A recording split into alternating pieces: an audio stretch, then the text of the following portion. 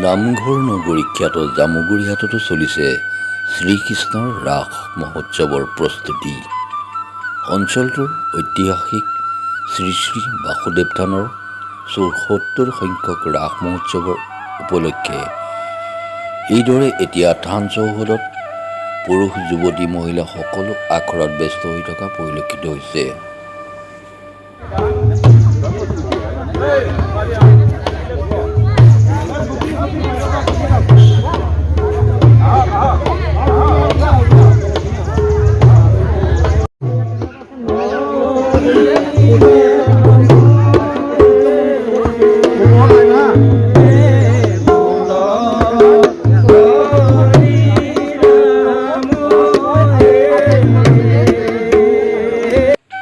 জামুগুৰিহাটৰ ১৫ নং ৰাষ্ট্ৰীয় ঘাইপথৰ কাষৰ থেকেৰাগুৰিৰ এই ৰাস মহোৎসৱে অহা বৰ্ষত ৰূপালী জয়ন্তী বৰ্ষত ভৰি দিব। অহা ৬ আৰু ৭ নৱেম্বৰ তাৰিখে ৰাস পূৰ্ণিমাত চন্দ্ৰমাৰ পোহৰত গছ বনৰে পৰিপূৰ্ণ হাইলাকদাবন সদৃশ পৰিৱেশ অনুষ্ঠিত হ'ব লগা জামুগুৰিহাটৰ বাসুদেৱ থানৰ ৭৪ সংখ্যক ৰাস মহোৎসৱক লৈ এতিয়া এক উখল মাখল পৰিৱেশ বিৰাজ কৰা পৰিলক্ষিত হৈছে।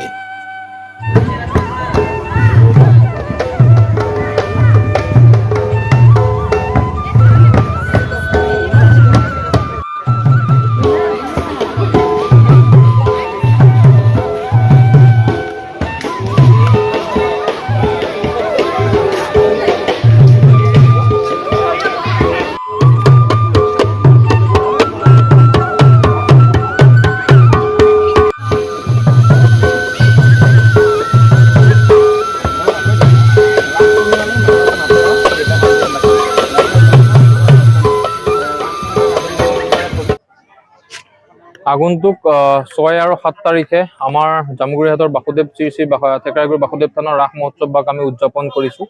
দুদিনীয়া বৰ্ণাঢ্য কাৰ্যসূচীৰে আমি এই ৰাস মহোৎসৱক উদযাপন কৰাৰ সিদ্ধান্ত গ্ৰহণ কৰিছোঁ। আপোনালোকে দেখা পাইছে যে আমাৰ যুৱক যুৱতীসকলে উৎসাহেৰে এই ৬ আৰু ৭ তাৰিখে অনুষ্ঠিত হ'বলগীয়া ৰাস মহোৎসৱক উদযাপন কৰিবৰ কাৰণে ইতিমধ্যে উঠি পৰি লাগিছে। আমাৰ এই ৰাস মহোৎসৱ ভাগৰ এক প্ৰাকৃতিক সৌন্দৰ্যই এক সুকীয়া স্থান দখল কৰি আহিছে আৰু আমাৰ এক ঐতিহ্য আছে যে নদুৱাৰ অঞ্চলৰ এই ঐতিহ্য সাংস্কৃতিক দিশত আগবঢ়াই এই নদুৱাৰ অঞ্চলে বাসুদেৱ থানৰ ৰাস মহোৎসৱ ভাৱে সুকীয়া স্থান দখল কৰি আহিছে। যিহেতুকে আমি পৰম্পৰাগতভাৱে এই ৰাস মহোৎসৱক উদযাপন কৰিছোঁ, এইবেলি আমি ৭৪তম বৰ্ষত আমি ভৰি দিছোঁহি।